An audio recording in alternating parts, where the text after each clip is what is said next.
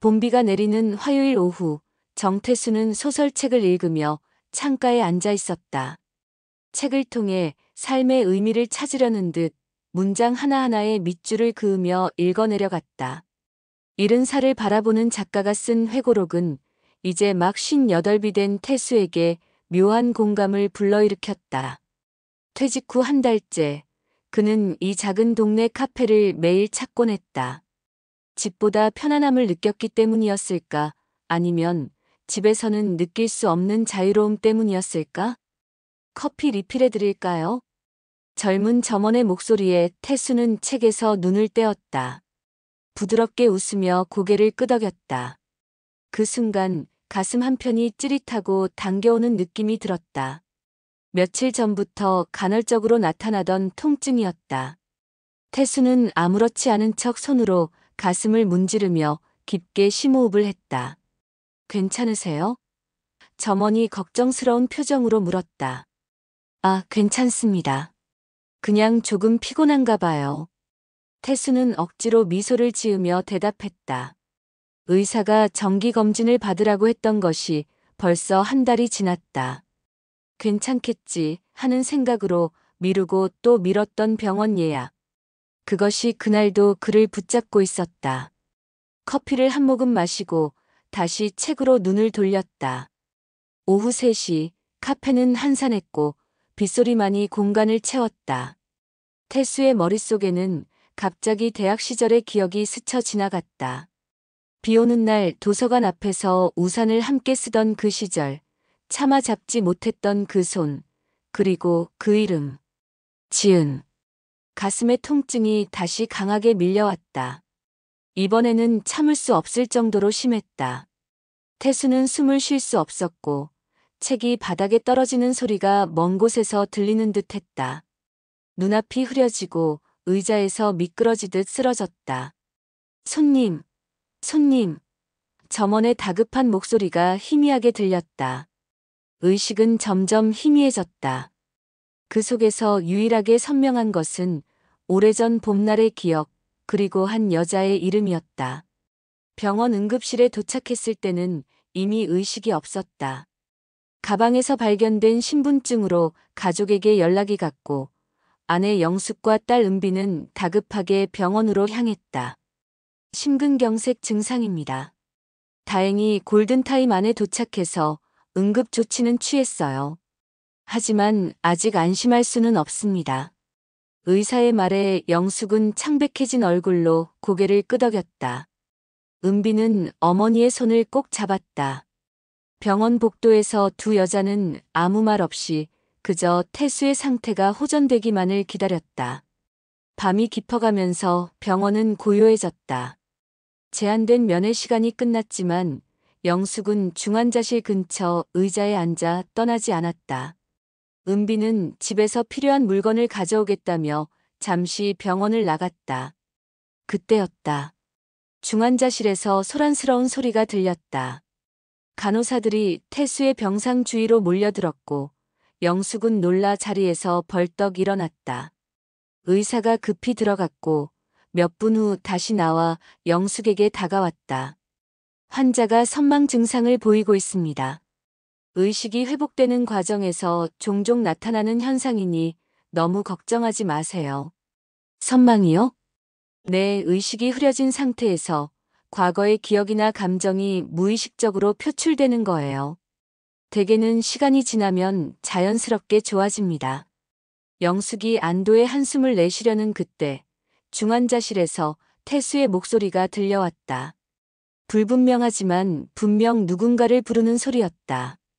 지은아, 지은아. 영숙의 온몸이 얼어붙었다. 그 이름은 태수가 한 번도 언급한 적 없는 낯선 여자의 이름이었다.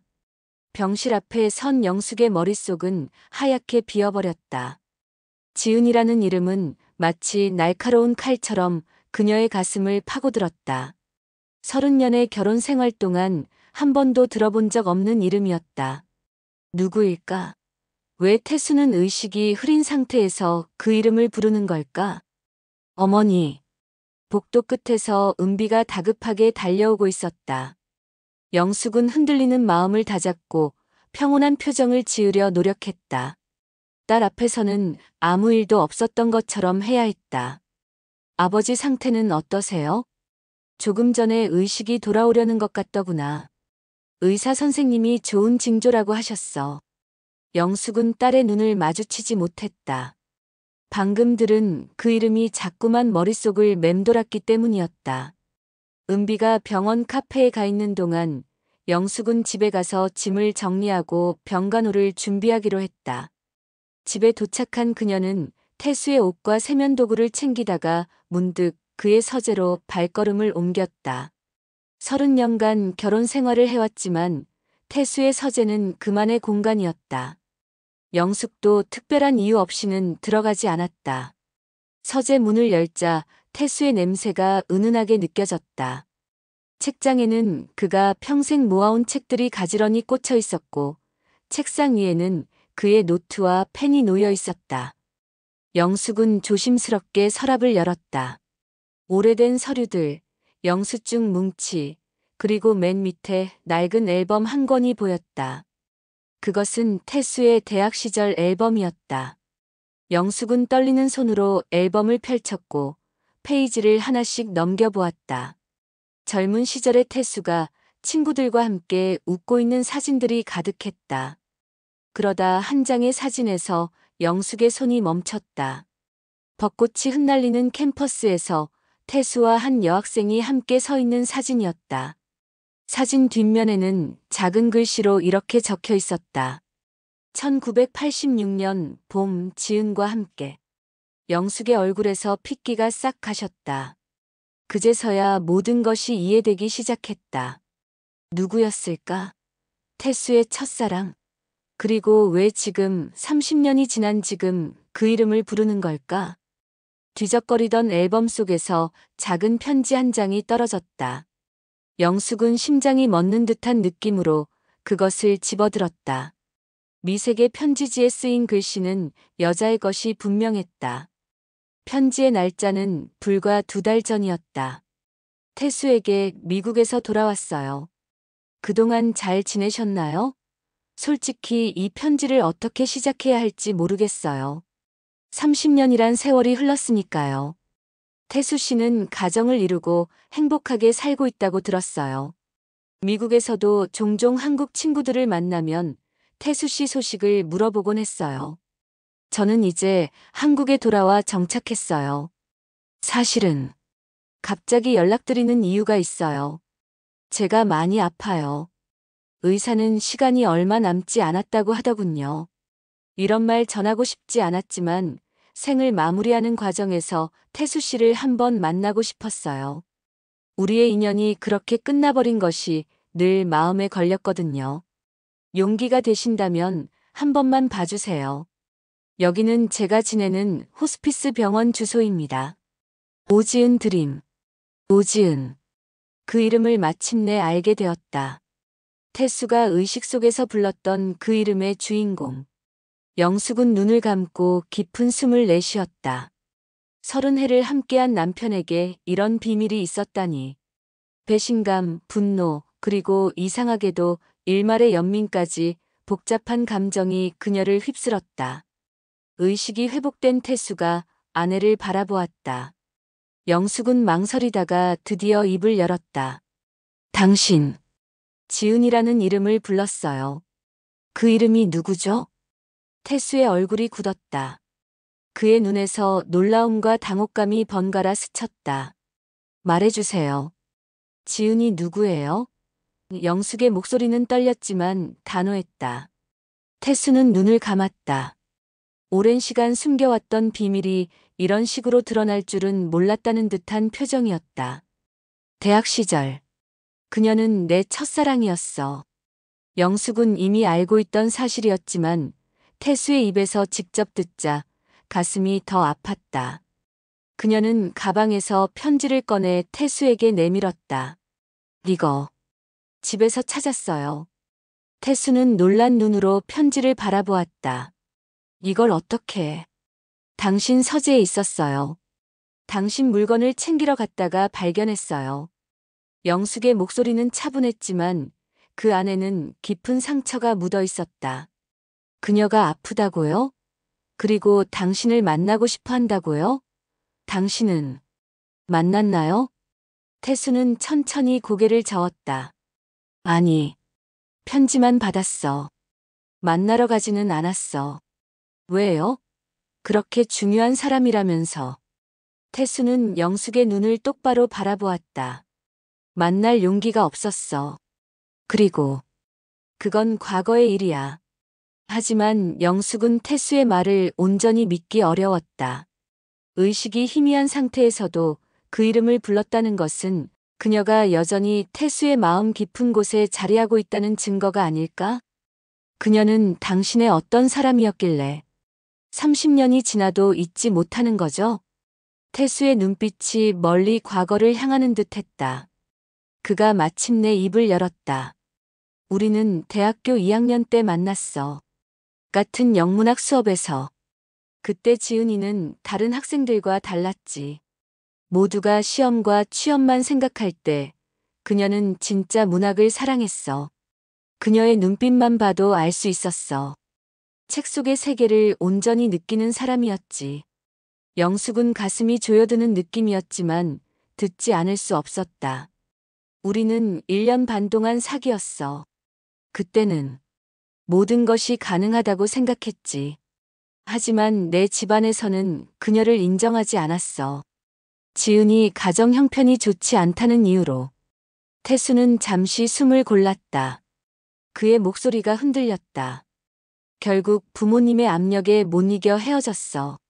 그 후 지은이는 장학금을 받아 미국으로 유학을 떠났고 나는 얼마 지나지 않아 당신을 만났지. 영숙은 잠시 말을 잇지 못했다. 자신이 태수의 두 번째 선택이었다는 사실이 그녀를 아프게 했다. 하지만 동시에 젊은 시절의 아픔과 선택에 대한 이해도 있었다. 그런데 왜 지금 갑자기 연락이 온 거예요? 태수는 편지를 바라보며 한숨을 내쉬었다. 지은이가 한국에 돌아왔대. 미국에서 교수로 지내다가 암 진단을 받고 호스피스로 들어갔다고 해. 그리고 날 한번 만나고 싶다고. 영숙의 눈에 눈물이 맺혔다. 그럼 당신은 그녀를 만나러 갔어요? 태수는 고개를 저었다. 아니, 편지를 받고도 망설였어. 어떻게 해야 할지 몰랐어.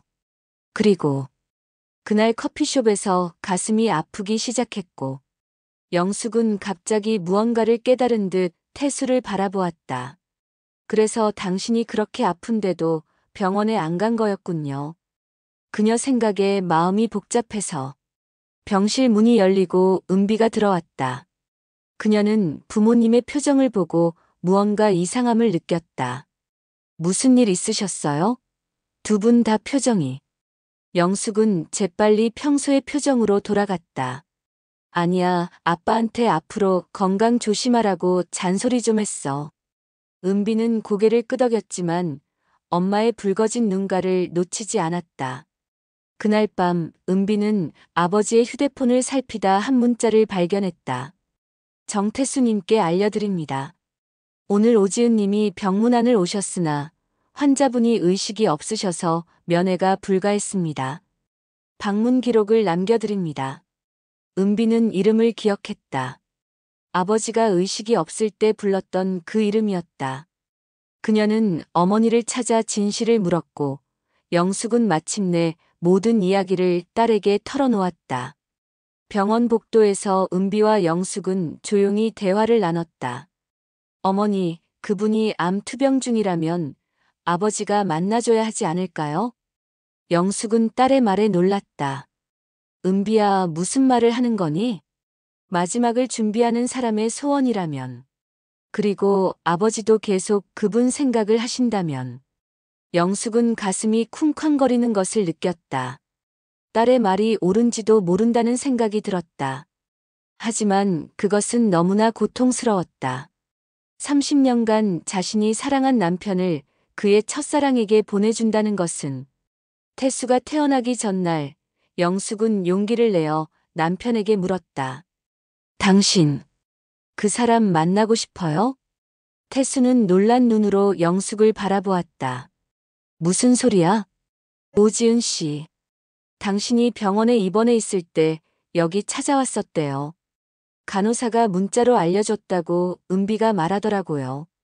그분이 암으로 시간이 얼마 없다면 한번 만나주는 게 어떨까 싶어서. 영숙의 목소리는 담담했지만 그 속에는 깊은 상처와 결단이 담겨 있었다.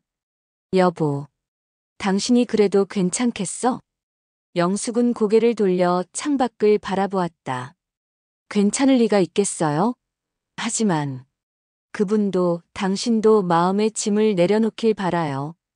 그래야 우리도 앞으로 진짜 마음으로 함께할 수 있을 테니까요. 태수의 눈에 눈물이 맺혔다. 고마워. 정말 고마워. 태어난 날 저녁 태수는 가족에게 이야기했다. 은비야, 아빠가 내일 한 사람을 만나러 갈 거야. 은비는 고개를 끄덕였다. 아버지, 제가 같이 가는 게 어떨까요? 태수와 영숙 모두 놀란 표정을 지었다. 은비야, 이건 아빠가 해결해야 할 일이야. 넌 왜? 저도 궁금해요. 아버지의 과거 그리고 그분이 어떤 분인지. 아버지가 그토록 잊지 못한 사람이라면 저도 만나보고 싶어요. 영숙도 은비의 제안에 고개를 끄덕였다. 태수 씨, 은비가 같이 가는 게 좋을 것 같아요. 당신 혼자서는 감정적으로 힘들 수도 있으니까. 호스피스 병원에 도착한 태수와 은비는 문 앞에서 잠시 멈췄다. 태수는 깊게 숨을 들이마시고 조심스럽게 문을 두드렸다. 들어가도 될까요? 네, 들어오세요. 조용하지만 또렷한 여성의 목소리가 들렸다. 문을 열고 들어서자 창가 쪽 침대에 한 여인이 앉아 있었다. 투병의 흔적이 역력했지만 그녀의 눈빛은 여전히 맑고 강인했다. 태수 씨. 지은의 얼굴에 미소가 번졌다. 정말 오셨네요. 태수는 잠시 말을 잇지 못했다. 세월이 흘렀지만 그녀의 눈빛은 여전히 그가 기억하는 그대로였다. 지은 씨. 오랜만이에요. 지은은 태수 옆에 선 은비를 발견하고 놀란 듯 했다. 이분은 제 딸입니다. 은비예요. 태수가 소개했다. 지은의 눈빛이 더욱 부드러워졌다. 정말 아름다운 따님이시네요. 안녕하세요, 은비 씨. 세 사람은 차를 마시며 대화를 나눴다. 지은은 천천히 서랍에서 작은 금속 상자를 꺼냈다. 이건 내가 미국으로 떠나고 나서 당신에게 쓴 편지들이에요. 하지만 한 번도 보내지 못했죠. 처음 1년은 매달 편지를 썼어요. 보낼 수 없다는 걸 알면서도 그냥 당신에게 하고 싶은 말들을 적었죠. 태수는 편지 중 하나를 받아들었다. 세월의 흔적으로 누렇게 변한 편지지, 희미해진 잉크. 그는 천천히 편지를 읽었고 그의 눈에 점점 눈물이 고였다. 지은 씨, 저도 미안해요. 그때 용기가 없어서 당신을 지키지 못해서. 지은은 부드럽게 고개를 저었다. 이제 와서 그런 이야기는 의미가 없어요. 우리 모두 자신의 삶을 살아왔으니까. 나는 미국에서 결혼도 했었고, 비록 오래 가진 않았지만, 그곳에서의 삶도 나름대로 행복했어요. 지은은 은비를 바라보았다. 은비 씨, 당신 아버지는 정말 좋은 분이에요. 제가 기억하는 가장 따뜻한 봄날 같은 사람이죠. 하지만 이제는 당신 어머니 곁에 있어요. 그걸 지켜주세요. 은비의 눈에 눈물이 맺혔다. 처음 만난 이 여인에게서 특별한 품격과 단단함을 느꼈다. 아버지가 그녀를 잊지 못한 이유를 조금은 알 것 같았다. 지은 씨, 나는 당신을 정말 사랑했어요. 태수의 목소리가 떨렸다. 지은의 눈에서 눈물이 흘러내렸다. 나도요, 태수 씨. 정말 많이. 두 사람은 긴 시간 이야기를 나눴다. 은비는 조용히 자리에서 일어나 병실 밖으로 나갔다. 복도에서 기다리던 그녀는 창가에 서서 병원 정원을 내려다보았다. 가을이 깊어가는 정원에는 노란 은행잎들이 흩날리고 있었다. 약 1시간 후 태수가 병실에서 나왔다. 그의 눈은 붉어져 있었지만 표정은 평온해 보였다. 오랫동안 짊어졌던 무거운 짐을 내려놓은 듯한 표정이었다. 아버지. 은비가 다가가 태수의 손을 잡았다. 은비야, 고마워. 함께 와줘서. 태수는 딸을 끌어안았다. 이제 집에 가자. 엄마가 기다릴 거야. 두 사람은 병원을 나서면서 뒤돌아보았다. 3층 창가에 지은이 서 있었다. 그녀는 천천히 손을 들어 흔들었고 태수와 은비도 같은 동작으로 답했다. 그것은 작별 인사였지만 동시에 새로운 시작을 의미하는 것 같았다. 집으로 돌아가는 차 안에서 태수는 조용히 말했다. 은비야, 사랑이란 건 때로는 놓아주는 것일 수도 있어. 그리고 진정한 사랑은 시간이 지나도 형태만 바뀔 뿐 사라지지 않는 것 같구나. 아버지, 오늘 지은 씨를 만나보니 어떠셨어요? 태수는 잠시 생각에 잠겼다가 대답했다. 그녀는 여전히 내가 기억하는 그대로였어. 하지만 동시에 더 성숙하고 단단해진 모습이었지. 나는 오늘 많은 것을 배웠어. 그들이 집에 도착했을 때 영숙은 현관에서 기다리고 있었다. 그녀의 눈빛에는 걱정과 궁금증이 가득했다. 어땠어요? 영숙이 조심스럽게 물었다. 태수는 깊은 숨을 내쉬었다. 들어가서 이야기하자. 세 사람은 거실에 앉았고 태수는 오늘 지은과 나눈 대화에 대해 천천히 이야기하기 시작했다. 오래전 편지들과 그녀의 삶 그리고 마지막으로 서로에게 건넨 용서와 작별에 대해. 그분은 곧 떠나실 거래요. 의사가 이제 몇 주 정도라고 했대요. 영숙의 눈에 눈물이 맺혔다. 지은에 대한 질투와 서운함이 있었지만 동시에 한 여인의 마지막 시간에 대한 연민도 느꼈다. 그분이 우리 가족에게 뭐라고 하셨어요? 영숙이 물었다. 태수는 잠시 침묵했다가 은비를 바라보았다. 지은이가 은비에게 말했어. 당신 아버지는 내가 기억하는 가장 따뜻한 봄날이에요. 하지만 이제는 당신 어머니 곁에 있어요. 그걸 지켜주세요라고. 영숙의 눈에서 눈물이 흘러내렸다. 그녀는 고개를 돌려 창밖을 바라보았다. 저녁 노을이 붉게 물들어 있었다. 그분, 괜찮은 분인 것 같네요. 영숙의 목소리가 떨렸다. 태수는 아내의 손을 조심스럽게 잡았다. 여보, 고마워. 내가 이런 기회를 가질 수 있게 해줘서. 영숙은 고개를 천천히 끄덕였다. 아픔은 있었지만 태수가 자신의 과거와 화해한 것이 장기적으로는 그들 가족에게 필요한 일이었음을 이해했다. 당신 마음속 봄은 그 사람이었겠지만 당신의 겨울부터 여름까지는 내가 함께했다는 것 잊지 마세요. 태수의 눈에 눈물이 고였다. 나는 우리의 30년을 단 하루도 후회한 적 없어. 그건 진심이야. 일주일 후 태수는 병원으로부터 한 통의 전화를 받았다. 지은이 새벽에 평온하게 세상을 떠났다는 소식이었다. 그는 잠시 전화기를 든 채 움직이지 못했다. 영숙이 다가와 그의 어깨에 손을 얹었다. 괜찮아요? 태수는 고개를 끄덕였다. 나중에 함께 장례식에 다녀와도 될까? 영숙은 잠시 생각하다가 동의했다. 그래요, 함께 가요. 장례식 날 태수와 영숙 그리고 은비는 함께 장례식장을 찾았다. 참석자는 많지 않았다. 미국에서 온 몇몇 동료들과 예전 대학 친구들이 전부였다. 세 사람은 조용히 고인을 추모했다. 영숙은 태수가 지은의 영정 앞에서 눈물을 흘리는 모습을 보았지만 이제는 그 눈물의 의미를 이해할 수 있었다. 장례식을 마치고 돌아오는 길, 세 사람은 함께 강가를 걸었다. 가을이 깊어 나뭇잎들이 황금빛으로 물들어 있었고 선선한 바람이 불어왔다. 참 이상한 일이에요. 영숙이 말했다. 한 달 전만 해도 이런 상황을 상상도 못했는데. 태수는 아내의 손을 잡았다. 인생은 예측할 수 없는 거야.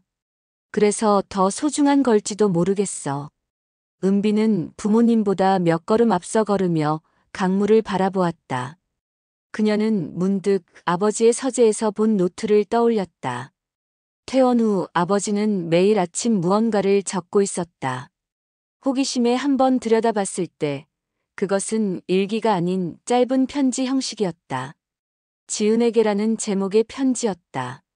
하지만 그 편지는 결코 보내지지 않을 테니 아마도 아버지의 마음을 정리하는 방법인 것 같았다.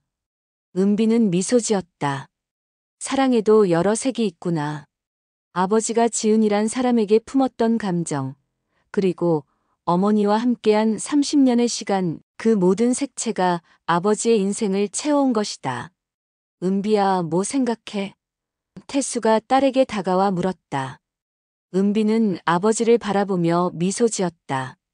그냥 사랑이란 게 참 신기하다고 생각했어요. 태수는 잠시 생각에 잠기더니 고개를 끄덕였다. 그래, 사랑은 신기한 거야. 모양도 다양하고 시간이 지나도 완전히 사라지지 않지.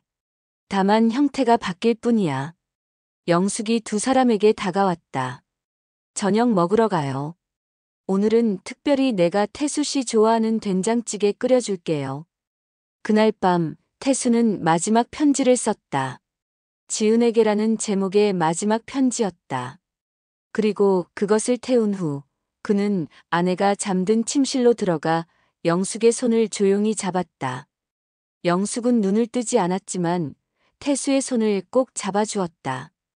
그것은 말없는 약속이자 새로운 시작이었다.